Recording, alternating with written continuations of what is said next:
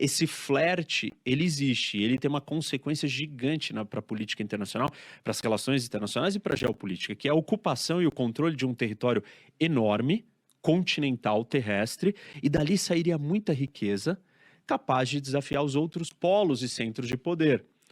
E então, assim, estar sempre atento, e os pensadores disso, desde o começo do século, lá atrás, que foram pessoas, Mackinder, né, que é um desses caras que pensou sobre isso, ele aconselhou os aliados, o Ocidente, na Primeira, Segunda Guerra, e falou desse assunto, olha, cuidado com a união entre Alemanha e Rússia, dali sai uma força muito grande. Nós estamos revisitando esses assuntos, de certa maneira. Claro, existe a China do outro lado, que é outro país enorme também, e que também está se juntando com a Rússia, isso é ainda mais perigoso, que sempre foram rivais ou tiveram rivalidades e agora estão com pronunciamentos públicos. A China veio a público e falou assim, eu concordo que a OTAN não pode mais expandir. Isso é interessante e perigoso, porque a China também tem as suas ambições em Taiwan, territoriais. E até se cogita e tem gente falando, né? Você deve ter visto isso também, um ataque simultâneo. Não, seria isso ótimo. seria um grande... Aí é que nem eu brinco que isso daí é que nem um 11 de setembro. Se isso acontece, a gente tem uma quebra e entramos num novo capítulo da história. Se diz Ucrânia e Taiwan paralelos, sim. Simultaneamente, ao mesmo tempo acontecendo, os dois se juntam, planejam um ataque e fazem uma incursão, uma invasão à Ucrânia e Taiwan. Não, e aí tem, até fazer um parênteses aqui, eu falei, seria ótimo, e aí já vão fazer um corte falando que eu estou apoiando Putin e Xi Jinping, não é isso que eu estou falando. Mas pensando nessa aliança entre os dois, seria ótimo porque você vai fazer o Biden responder como? Ele acabou de tirar tropas do Afeganistão, ele vai ser obrigado a entrar em guerra, é muito complicado. Eu acho que é realmente importante pensar sobre esses cenários, né? O estrategista, as pessoas no Pentágono, etc., precisam, não só lá, mas também no Ministério das Relações Exteriores da Alemanha, da Rússia, da China, até do Brasil, precisam pensar sobre esses cenários. O que acontece nesse caso? Houve muita pressão, já em 2014, sobre como o Brasil deve se posicionar, né? O Putin invadiu a Ucrânia e teve uma cúpula em Fortaleza com ele dos BRICS logo depois. E os americanos pediram para Dilma desconvidar, tirar ele da lista. Ela ignorou e o Putin esteve, de fato, na reunião, etc., que faz parte de uma tradição brasileira de manter, ou buscar manter laços cordiais e funcionais com todas as grandes potências. Mas uma coisa eu acho importante notar, inclusive para investidor, né, que se preocupa com risco político, etc., que a gente está vivendo uma fase de transição de um cenário mais unipolar com uma grande potência que, de certa maneira, congelou questões grandes geopolíticas, porque os Estados Unidos tinham tanto poder que não havia espaço para a Rússia fazer algo assim.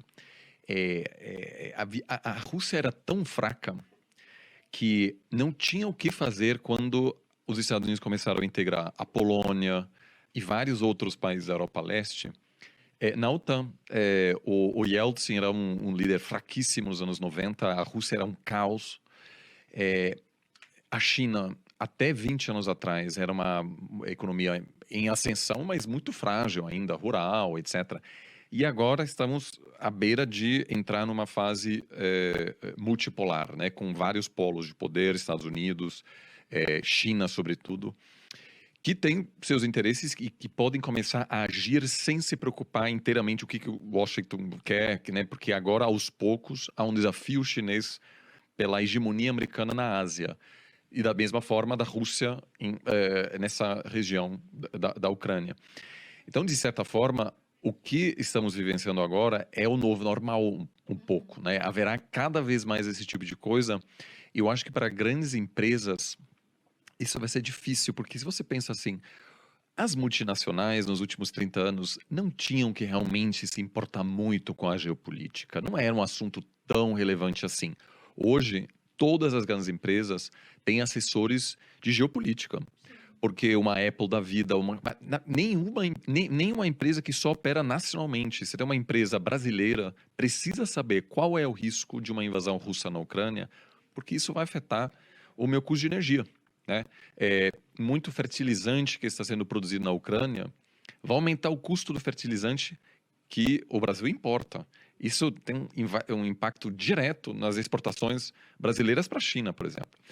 Então, muita gente fala, que chata essa crise, né? Espero que vá passar. Eu falo, gente, nas próximas décadas não vai passar. A gente está agora entrando nessa fase e isso eu acho que é importante para o investidor também ficar mais ligado nessas realidades, né? É a mesma coisa da pandemia, né? Você vê, hoje em dia, todo mundo, cada estado, né? Cada país decide o que vai acontecer. Fecha o território, abre o território. Então, todo mundo tem que estar ligado em relação a isso. Acho que a gente entrou no século XXI, né, do 2001, quando começa, a gente começa nesse novo capítulo, nessa nova história, nesse novo momento onde está todo mundo muito conectado. As coisas afetam todos os lugares. As pessoas ficam comentando e falando do Afeganistão, assim, pô, ninguém nem sabe localizar no mapa onde está.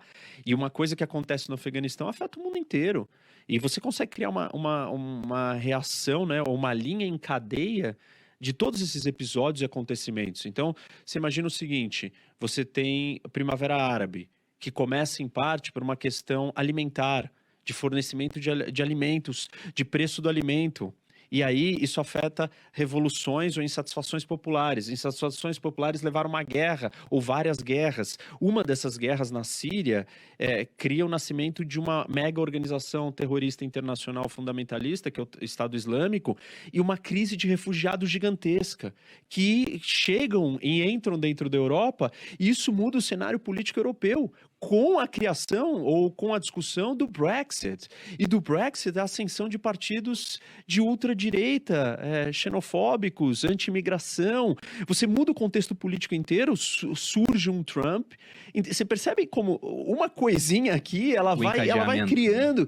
E essa linha, ela continua. E agora ela está aqui. E estamos falando da Ucrânia e eu tive que trazer a China porque está ligado e vai ser ligado, como o Oliver colocou muito bem. Nós vamos assistir e o tempo inteiro esses episódios vão ser assim. O que me preocupa é as pessoas acharem, não, calma, ninguém quer brigar. Porque todo mundo ganha dinheiro junto. Só que dentro, o pensamento da política, ele não é econômico. O dinheiro é uma ferramenta para você conseguir outras coisas. E não é só se eu ganho dinheiro, porque Primeira e Segunda Guerra Mundial existia uma integração econômica gigante, esses países se destruíram. E isso vai acontecer, inevitavelmente, se a gente tiver essa disputa de poder por quem vai sentar no topo da hegemonia. Aí. Você falou das guerras mundiais, né? Primeira e Segunda. Tem um livro chamado Ascensão do Dinheiro, que é de historiador escocês, Neil Ferguson, muito bom, onde ele diz que na Segunda Guerra a marinha mercante alemã estava toda segurada por companhias seguradoras britânicas. Então havia muita interação econômica, muita integração, aliás, era na Primeira Guerra. E mesmo assim aconteceu a guerra.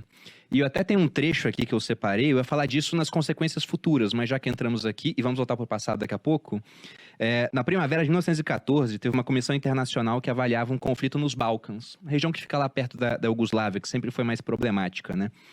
E a comissão escreveu o seguinte: primavera de 1914, antes de estourar a Primeira Guerra Mundial, os grandes poderes da Europa tinham descoberto a verdade óbvia, a de que países mais ricos têm mais a perder com a guerra e que cada país deseja a paz acima de todas as outras coisas. Aí um membro britânico da comissão, Henry Noel Brailsford, que era um defensor ali do Partido Trabalhista, ele escreveu: na Europa, a época da conquista terminou. E salvo nos Balcãs e talvez nas fímbrias do Império Austríaco e do Russo, é tão certo quanto nada na política que as fronteiras dos Estados nacionais foram finalmente definidas. Minha crença é de que não haverá mais guerras entre os grandes poderes. E aí estourou a Primeira Guerra Mundial em agosto de 1914. Logo depois. Então isso de pensar, não vai ter guerra, não é óbvio até acontecer. É o que você disse do encadeamento dos fatos. É muito fácil de explicar depois que aconteceu. Antes, as consequências são muito imprevisíveis.